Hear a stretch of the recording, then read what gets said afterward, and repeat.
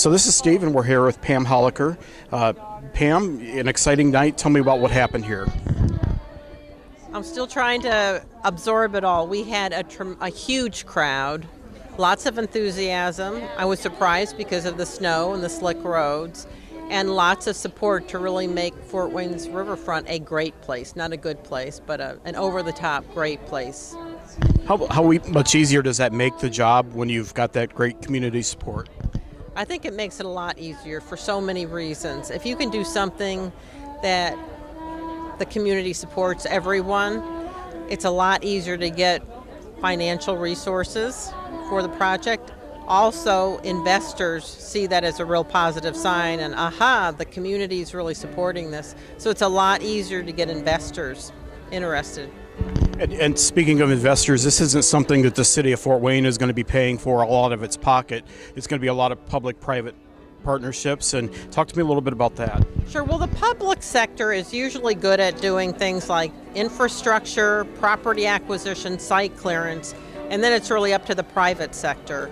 And we really hope for every dollar that the public sector invests, we have $3 to $4 to $5 of private sector resources. Sure. So the SWA will be getting you the study in the next month. Where do we go from there? Now we really need to lay the foundation for action, and really the three different areas that we talked about. Development. We'll have to have a team that moves forward with the development. What do we need to do? What specific areas do we need to look at first? What studies, if other studies we need to do, what are those? Get funding for those, so we'll have to look at fundraising. From the maintenance standpoint, we'll really have to look at how are we going to do that. We'll probably have to define some very specific areas that we may want to clear, do bank stabilization, plantings, scenic overviews, even just cleanups, enhanced cleanups, because we want the maintenance, for example, on the trails along a riverfront, to be at a higher standard than where they are other places. And lastly, programming. I think we've seen that when we've had the different tours and things along the riverfront, people are interested. People want to do those things. And so we really want to kick it up and really step it up and we are going to have a calendar. And so if someone wants to do something any weekend out of the year, that there's something that you can go to the river and do.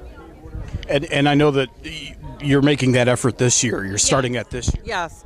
In fact, we have our first calendar put together, but within the next month or two, hopefully the calendar will be filled up with the various events and activities. Anything else you'd like to add? I think that this vision here, if it's embraced by the community, we can do it. It's going to take some time, but without the vision, you don't go anywhere. So it's sort of similar if you think back to some of the other things that we've done as a city, the Blueprint Plus and the Blueprint. Exactly. If you have the plan and you have the tenacity and you stick with it, we can achieve this. Great. Pam, we thank you for your time. Thanks a lot. Appreciate it.